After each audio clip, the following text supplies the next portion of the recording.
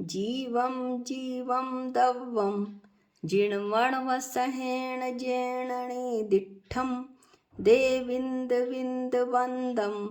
वन्दे तं सर्वदा शिरसा। द्रव्य संग्रह का मंगलाचरण करके आज हम तीसरे अधिकार की गाथा 43 व गाथा 44 का अध्ययन करेंगे। इस द्रव्य संग्रह ग्रंथ में प्रथम अधिकार में 27 गाथाएं हैं जिनका वर्णन पूर्ण हुआ। द्वितीय अधिकार में 11 गाथाएं हैं जिनका वर्णन पूर्ण हुआ। तृतीय अधिकार में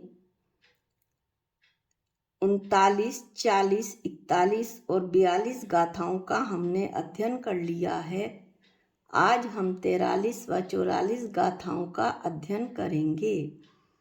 जो पहले की 41 व 42 गाथाएं हैं उसमें 41 गाथा में ये बतलाया था कि सम्यक दर्शन होने के बाद ही ज्ञान सम्यक होता है,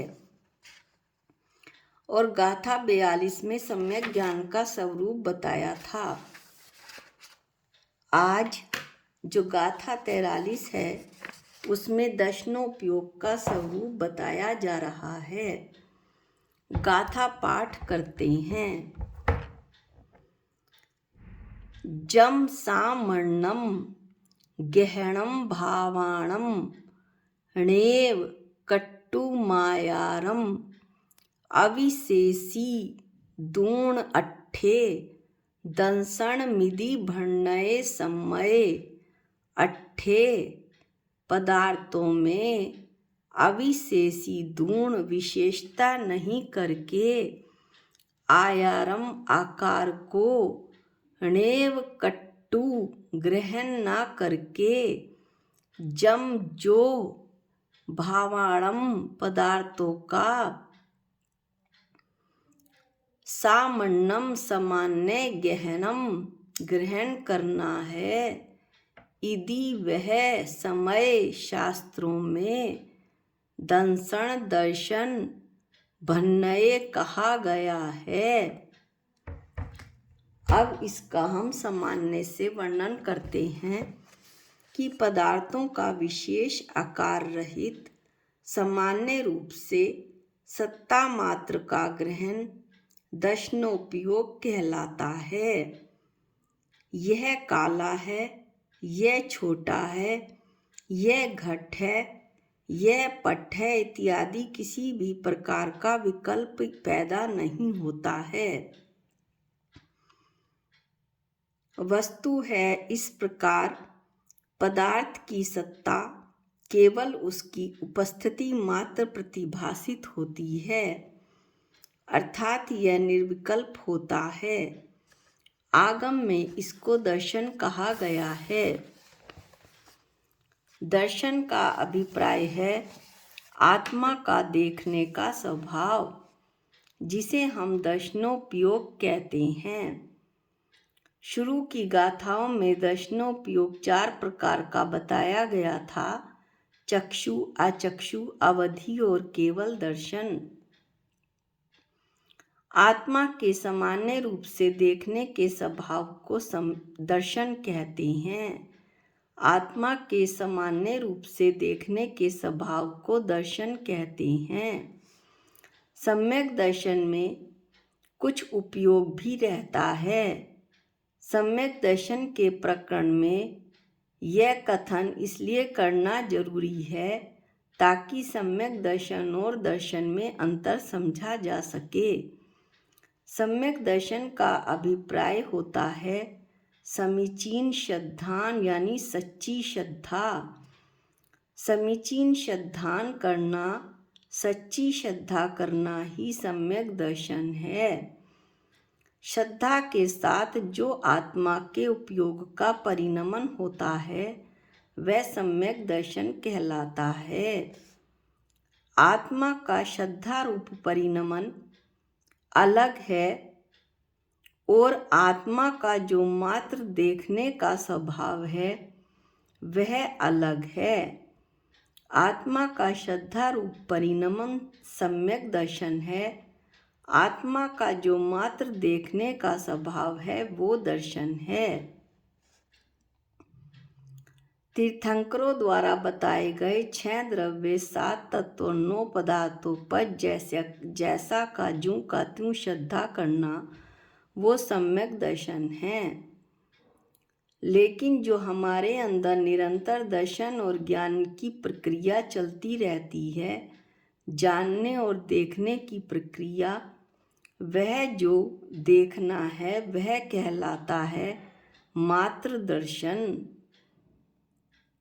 ये दोनों चीजें कौन सी? दर्शन व ज्ञान हर जीव में पाई जाती हैं, लेकिन सम्यक दर्शन सभी जीवों में नहीं पाया जाता। सम्यक दर्शन तभी होगा जब जीव के अंदर समीचीन श्रद्धा, सच्ची श्रद्धा, विश्वास पैदा होगा। और यह सम्यक दर्शन उन्हीं को होगा जो पंचेंद्रिय होंगे, संगी होंगे, अर्थात मन सहित होंगे, समझने की और जानने की क्षमता रखते होंगे। किंतु यह जो दर्शन है वह आत्मा के साथ उसका तादात्म्य संबंध है।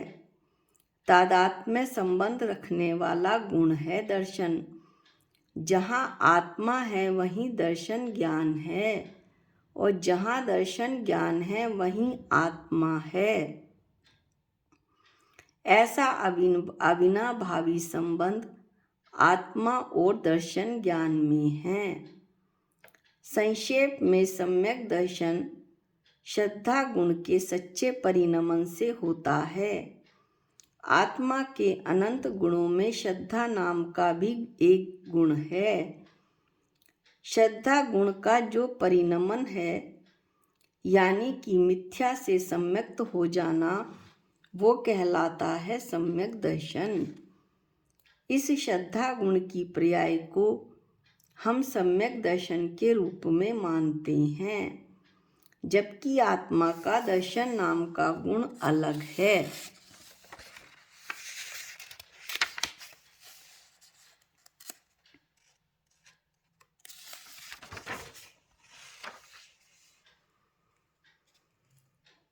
दर्शनोपयोग वस्तु की आकृति के बिना सामान्य को ग्रहण करता है, अर्थात पदार्थ को बिना किसी विशेषता के वह ग्रहण करता है। इसमें पदार्थ की कोई आकृति नहीं बनती, दूसरे उसमें कोई विशेषता भी नहीं होती। किसी भी प्रकार की विशेषता के बिना दर्शनोपयोग हमारे ग्रहण में नहीं आ सकता, क्योंकि हम हमेशा वस्तु को उसकी विशेषता के साथ ही जानते और देखते हैं। हमने यदि पुस्तक भी देखी तो हमें पता है यह पुस्तक है, यह विशेष हो गया, सामान्य नहीं हुआ। सामान्य में तो कपड़े और पुस्तक में कोई अंतर ही नहीं होगा, लेकिन हमने कपड़े और पुस्तक में अंतर कर लिया तो यह विशेष हुआ।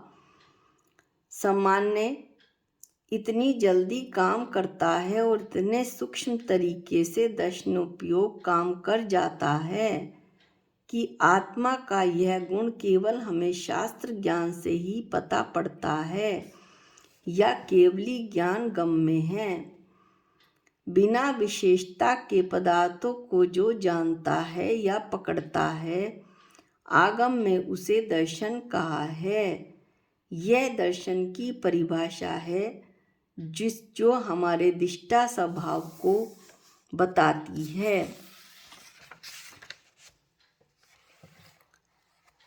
अब हम 44 नंबर की गाथा दर्शन और ज्ञान के साहचर्य का, जिसमें वर्णन किया गया है, उसका पाठ करते हैं। दंसण पुव्वम राणम छदमत्थाणम णा दोणी उव उग्गा जुगवम जम्महा केवली णाहे जुगवम तू ते दोवी। अन्वयार्थ देखते हैं। छदमत्थाणम अल्पज्ञानियों के दंशन पुवम्णाणम दर्शन पूर्वक ज्ञान होता है। जमहा क्योंकि दोणी दोनों उग्गा उपयोग महाजुगवम एक साथ युगपत णा नहीं होते हैं। तू किंतु केवली णा है, केवली ज्ञान के दो भी दोनों ही उपयोग जुगवम युगपत एक साथ होते हैं। अब हम इसे सरल तरीके से पढ़ते हैं। अल्प ज्ञानियों यानी छद्मस्त जीवों के दर्शन और ज्ञान एक साथ नहीं हो सकते, क्योंकि उनके दोनों उपयोग एक साथ नहीं हो सकते। कौन से दोनों उपयोग? दर्शनोपयोग और ज्ञानोपयोग। इसलिए उनको दर्शन होने के बाद ही ज्ञान होता है। किंतु केवली भगवान के दोनों उपयोग एक साथ ही होते हैं, इसलिए उनके दर्शन और ज्ञान में क्रम नहीं होता। विषय विषयी सन्निपात, कोई विषय बाहर का और उसे विषय बनाने वाला हमारा उपयोग, उन दोनों का जब सबसे पहले मिलाप होता है, सन्निपात अर्थात जोड़ होता है, तो वो दर्शनोपयोग से होगा। वस्तु की प्रथम जानने की प्रक्रिया होगी, तब पहले दर्शन आएगा, दर्शनोपयोग, उसके बाद ज्ञानोपयोग आएगा। छद्मस्त का अभिप्राय होता है कि जब तक आत्मा को केवल ज्ञान प्राप्त न हो जाए, तब तक उसे छद्मस्त कहा जाता है। छद्म का अर्थ होता है आवरण। आवरण में जो स्थ अर्थात स्थित है आत्मा, उसको कहते हैं छद्मस्त आत्मा। आवरण का अभिप्राय केवल ज्ञानावरण, केवल दर्शनावरण या ज्ञानावरण और दर्शनावरण से है।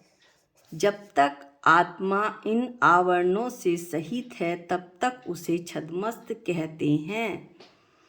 जब इन आवरणों का नाश हो जाता है, केवल ज्ञान आवरण का नाश हो गया, तब केवल ज्ञानी भगवान हो गए। केवल दर्शनावरण का नाश हो गया, तब केवल दर्शनी हो गया जीव, और वो अरहंत बन गए।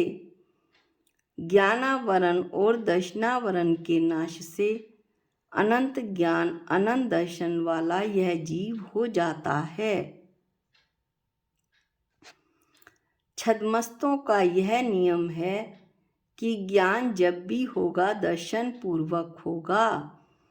पूर्वक का मतलब है अर्थात दर्शन पूर्व में और उसके बाद में ज्ञान, अर्थात दर्शन पहले और ज्ञान बाद में।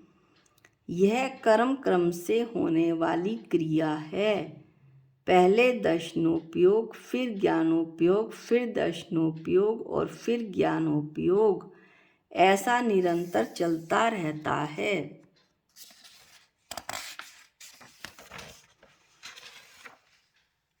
छद्मस्तों में दर्शन और ज्ञान एक साथ कभी भी घटित नहीं होते, कर्म क्रम से होते हैं।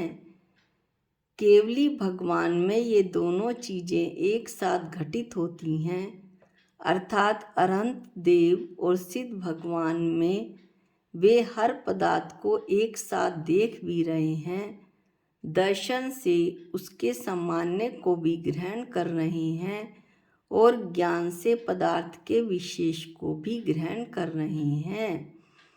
उनमें दर्शन और ज्ञान एक साथ होता है। इस तरह से हमने आज 2 गाथाएं पढ़ी।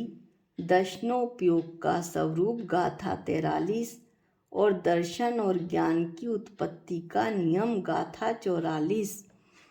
अगली गाथा में व्यवहार चारित्र के स्वरूप और भेद का वर्णन होगा गाथा 45 में। जिसका अध्ययन हम अगले वीडियो में करेंगे। आज के लिए इतना ही। निज निधि निज में बताई, ये अनंत उपकार है। इसके लिए जिन वाणी माँ को वंदनानंत बार है, वंदनानंत बार है। सबको जय जिनेंद्र।